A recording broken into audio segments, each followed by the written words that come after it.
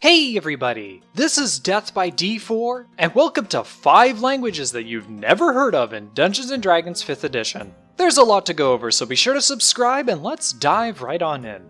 Starting off with number 1, we've got Tlinkali.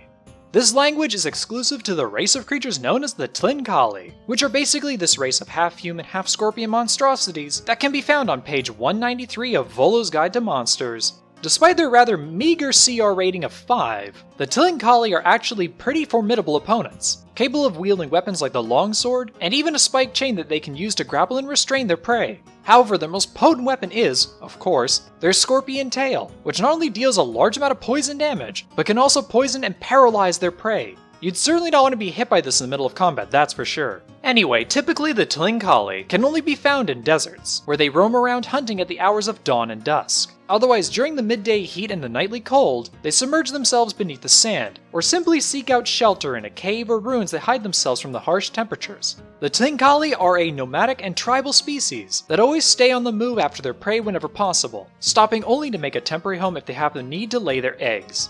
Alright, so what is the use of knowing this particular language? Well, the Tlinkali believe themselves to be exceptional hunters, and if the tribe ever encounters another creature that they believe to be a stronger force than them, then they will either become obedient to that creature, leave to hunt somewhere else, or go all out in a fight to the death against it. So if you ever find yourself in a position where you're confronted by a large tribe of Tlinkali, maybe try and prove yourself superior to them, as you'll then have this 1 in 3 chance of becoming a new leader to this tribe of half-scorpion monstrosities. Sure, that could be a bit awkward to try and deal with as time goes on, but that's certainly a lot easier to deal with than trying to fight them to the death over it, that's for sure. Next up at number 2, we've got Kruthic. This language is exclusive to the race of creatures known as the Kruthic, which are basically this race of dinosaur-like ant monstrosities that can be found on page 211 of Mordenkainen's Tome of Foes. The Kruthic come in many different forms, from a lowly CR 1/8 young Kruthic, all the way up to a CR 5 Kruthic Hive Lord. In terms of their abilities, they're capable of using their sharpened limbs to stab at their prey, fire spikes out as a form of ranged attack, and, as the Hive Lord, they can then fire out a powerful cone of acid to dissolve their enemies. Not only that, but the Kruthic can also tunnel through solid rock, and even come equipped with pack tactics, allowing them to very easily swarm in around their prey and begin tearing them apart limb from limb. Sheesh, talk about nasty. Typically, the Kruthic can be found anywhere that's deep underground, though they tend to nest near wherever there's a heat source. So be it a pool of lava or even a dwarven forge, the Kruthic create for themselves a nest comprised of maze-like tunnels, where they then lay and protect their eggs, in their ever-needing self-interest for survival and expansion. Alright, so what use is there in knowing this particular language? Well, I'm honestly not quite sure. You see, the sole purpose of the Kruthic is just to kill, devour, and expand its hive. However, they're also smart enough to utilize the presence of other creatures, such as constructs, elementals, oozes, and undead, in order to help protect their hive from danger. They do this by nesting nearby the lairs of these other creatures, which then just simply protect their hives via proxy to them. So if you ever find yourself in a position where you're confronted by a large pack of Kruthic, you could try appealing to them as a protector of their hive. Sure, this isn't likely going to work, especially if they see you as some kind of food, but if you are able to do this, then it might just allow you to escape from them alive. Certainly you're not likely going to get anything else out of knowing this language, but hey, living is always better than death or fighting whenever possible, am I right? Next up at number 3, we've got Umberhulk. This language is exclusive to the race of creatures known as the Umberhulk, which are basically this race of giant beetle-like monstrosities that can be found on page 292 of the Monster Manual. Despite their rather meager CR rating of 5, Umberhulks are actually pretty formidable opponents. However, though capable of attacking up to 3 times with their claws and mandibles, that's not actually why they're formidable. You see, the Umberhulks possess a confusing gaze, capable of randomizing a creature's behavior at the start of each of their turns. Not only that, but you only have to just look at this creature to be affected by its gaze. So if you have the chance to, be sure to avert your eyes from them whenever possible, or face the wrath of their discombobulating ways. Anyway, Umberhulks are typically found deep underground, where they tunnel around everywhere in search of food. Beyond that though, that's basically it. They just do that and tend to keep to themselves. Alright, so what use is there in knowing this particular language? Honestly, probably nothing. After all, even just encountering an Umberhulk is a disorienting experience, one that can even leave your memory scrambled from the event. So the chances of you being able to use this language in any meaningful way is nearly non-existent. However, if you randomly do have the chance to do so, I highly doubt you'll be able to do much more than just deter the creature from actually eating you. I don't know, maybe you could just convince it to go somewhere else in search of food. That's really all I can think of. But hey, maybe you could just use it to sound foreign and exotic to all the lovely ladies on the surface, I don't know. I mean, could Umber Hulk even be considered sexy sounding? What does Umber Hulk even sound like? Next up at number 4, we've got Ice Toad.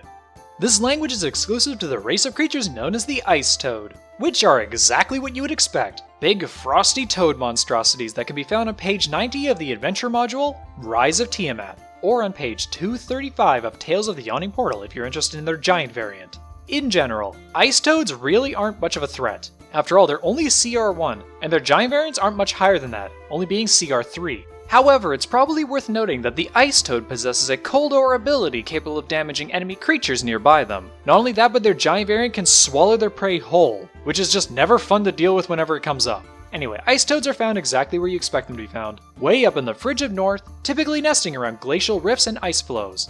Alright, so what use is there in even knowing this particular language? Well, as it turns out, at least in Rise of Tiamat, Ice Toads are not inherently violent creatures. I mean, sure, they can be territorial to some extent, but they don't just go out of their way to attack everything that moves around them. So if you ever find yourself surrounded by a bunch of Ice Toads, just chill, and try and talk your way out of the situation. After all, so long as they aren't hungry or angry at anything, then you'll probably be able to avoid confrontation with them entirely. And finally, at number 5, we've got Veggie Pygmy. This language is exclusive to the race of creatures known as the Veggie Pygmy, which are basically this race of small humanoid-like plants that can be found on page 196 of Volo's Guide to Monsters. Alright, so, I'm not gonna lie, but the whole reason I'm talking about Veggie Pygmies is because I think they're one of the stupidest things I've ever heard of in D&D. Basically, they're just these little CR 1/4 fungi people, with their chieftains reaching only up to CR 2 as a variant. Their attacks in general are just terribly weak overall, although their chieftain spore ability can be pretty nasty to deal with for characters with weak constitution saving throws. Typically, Veggie Pygmies are found in deep underground caves, or within the reaches of a dense forest. So basically anywhere where it's warm, dark, and wet, which is perfect for any environment for any fungi to inhabit. There, they form tribes with each other and coexist with other species of plants, growing and multiplying off of the corpses of living creatures. Oh, I'm sorry, did you think that these were actually peaceful creatures? Well, not entirely, as the way that the Veggie Pygmies reproduce is by infecting a once living creature with its spores, and just growing off of them after they've died. Anyway, just because they're weak, just don't assume that they're friendly. Alright, so, what use is there in actually knowing this particular language? Honestly, I don't really know if there is a use for this language. Sure, you could use it to talk to Veggie Pygmies, but the only real concern that it has in life is just to feed itself and increase its numbers. They may not necessarily go out of their way to attack and kill another creature in order to do this, but they're more than willing to just wander up to a creature after it's died to put its corpse to good use for them. So if you ever find yourself in a position where you're surrounded by a bunch of Veggie Pygmies, just try appealing to them with an alternative for their reproduction. After all, if you've been adventuring around and slaying monsters along the way, you can probably just point them off in the right direction to the freshly slain creatures behind you, and they'll more than likely just seek those out instead of bothering to harm you. At the very least, if you do plan on battling your way through them, then just make sure that you're capable of dealing with any diseases that you come across, as it would be kind of a shame for you to just kill all of them only to succumb to the spores shortly after, and then give birth to another of their terrible fungal kind. And that's it. If you liked the video, then be sure to subscribe and let me know what you think down in the comments below. And if you'd like to have the chance to play D&D with me, then feel free to join my Discord server, and consider supporting me over on Patreon. Thank you all so much for watching, and I'll see all of you in the next video.